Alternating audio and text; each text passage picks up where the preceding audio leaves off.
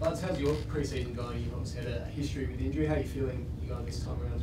Yeah, body's feeling really good. I think I've only missed one session, and that was when my son was born. So other than that, haven't missed a minute of pre-season, and yeah, just really enjoying getting that continuity into another pre-season so I can have another crack at another full year.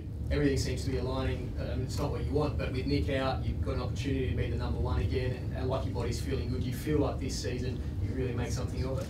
Yeah, definitely. I've got the opportunity there to sort of start the year, and yeah, being able to put a full pre-season together helps that. So last year I thought I was probably going to be in a similar boat, but got injured on the last hurdle going into the season. So fingers crossed I can get through this JLT period and then move into the proper season. When you've had a run of injury like you had, Nathan, how long does it take before you get confidence in your body and you just feel like you can attack the game without worrying about getting injured again?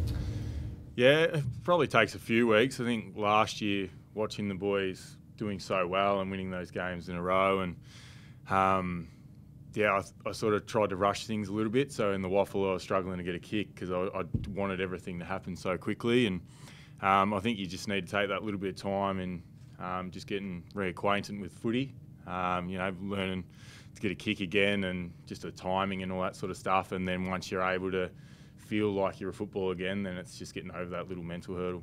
So are you ready for the mantle of something like number one ruckman? Because you could be that come round one. Yeah, I think so. I think being able to do a full pre-season and just grind out the minutes helps me spend more time in the ruck. Obviously, it's a position that can be pretty grinding, and obviously you're wrestling all day with the other ruckman, and then you have to cover the ground as well. So I think, yeah, being able to do a full pre-season helps that. You would have been that at Geelong for a little while, wouldn't you, before you started having your injuries? Did you ever get to a point where you were leading the rucks? Nah, so Brad Ottens was still there when I started, so I sort of was that second ruckman forward. So yeah, he was the ruck, and then yeah, sort of on the eve of the finals in 2011 was when I got my first big injury and missed a good couple of years sort of after that, and then struggled from then. It's one of you mate of Tom Hickey coming to the club. Obviously, from when he started, you know, getting here and now having been part of the system for a little while, how have you seen him progress?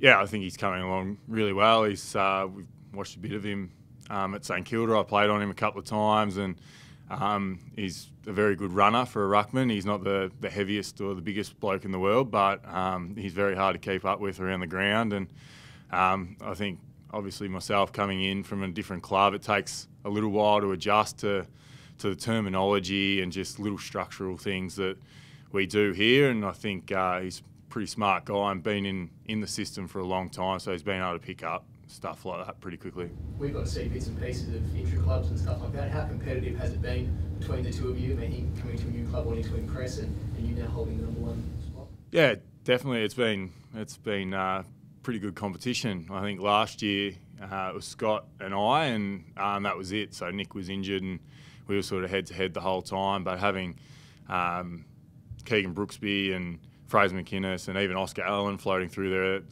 this year's made it a little bit healthier, I think. I think Scott and I sort of butted heads a little bit because it was just us against each other all day, every day. So it's been really good working with all those guys this pre-season, and yeah, I think there's going to be times where we'll mix and match through the year and see what the best combination is. But yeah, it's been exciting. You and Tom butted heads at all? We get along pretty well. We do get along pretty well, but obviously there's competition and we're competitors when we go out on the field. So yeah, we've probably got a little heated at times.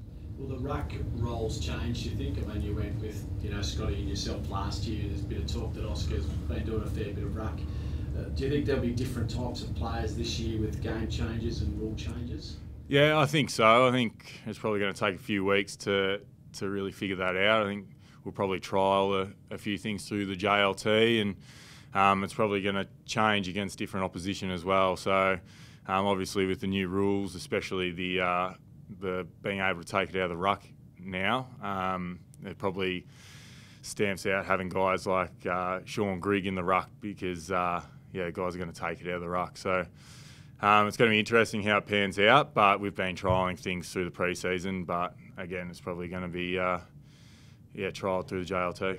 Did you notice anything about set positions and how that affected anything when you did the intra-club on Friday?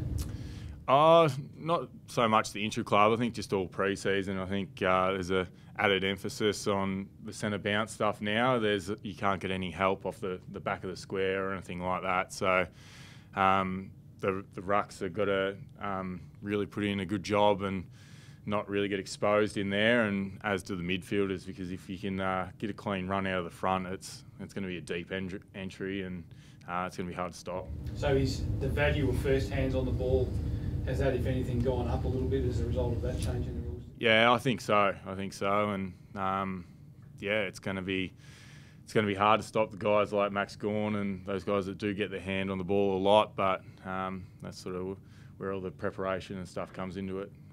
And then the on-ballers as well have got to adjust accordingly. With Nick's leap in the 6'6" and 6, do you think he becomes a really important player when he's fit and available because of his leap and the ability to tap it forward or direct the ball beautifully? Yeah, I think he's pretty important before these new rules come in. But you see some of the plays that him and Luke Shuey do, and he does hit it outside the circle, and Luke gets it, takes a bounce and kicks a goal from 50. So I think you're going to see that play a lot more from sort of every team in the competition, and obviously Nick's pretty valuable in that area. So have you worked on that in particular, or do you think that's also a strength for you? There's been some things that we've been working on, and it's obviously hard to really get a clear hit. There's going to be times where you sort of dummy out your opponent and can step around him and get that hit, but it's probably hard to sort of preempt. Guys like Nick that are, athletically blessed can probably pick and choose when they want to do that a little bit more. How seriously do you take the JLT?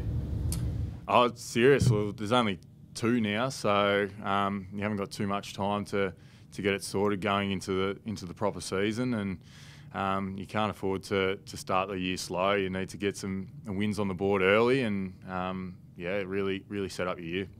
Can I ask one grand final question? That famous play that you're involved in at the end of the game, there's been conjecture whether Gov actually flushed that one to you or whether it was a lucky kick. What do you say as a bloke who was on the end of it? Yeah, I have heard that a little bit. I reckon we locked eyes. I'm going to give him the benefit of the doubt. He's been known to kick the odd helicopter, but that one felt like a proper drop punt. And how was it being part of that? I mean, it's going to be replayed ad nauseum, obviously, that amazing last piece of play. How do you feel about it, having waited so long to be in a grand final, that sort of thing, and being now part of the moment that won the game? Oh, it's obviously pretty special, and my part was probably the lesser part of the whole play. I just took a basic chest mark and turned around and kicked it long, and Flying did the rest. So, it's been played a lot, and special moment, but now it's just moving on to 2019 and trying to win another one. Was there ever any consideration for you to not play on? Because you just turned and went, didn't you really? Yeah, well, I think not long before that, Jack Crisp might have taken a mark out on the wing, and I thought we were out of time at that stage. The sort of runner hadn't really got around until after Dom had kicked the goal to know how much time was left. But yeah, when I seen Gov play on quickly, I was like, I'm going to have to do the same. So I just kept the ball in motion, and luckily it paid off. Guys, one from left field. Nic Naitanui today said that players are taking the piss at the AFL's illicit drugs policy, and he wants to see it tightened up. As a player, do you think there's any scope for it to be tightened up if suspensions introduced earlier?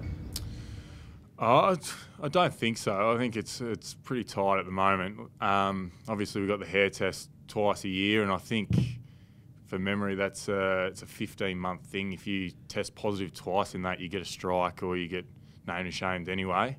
And I think Nic Naitanui might have called for the first strike to be a ban. Is that right? Yeah, and there's guys that are going to be out there that make mistakes as well, and you don't want to name and shame guys that have literally just made a mistake.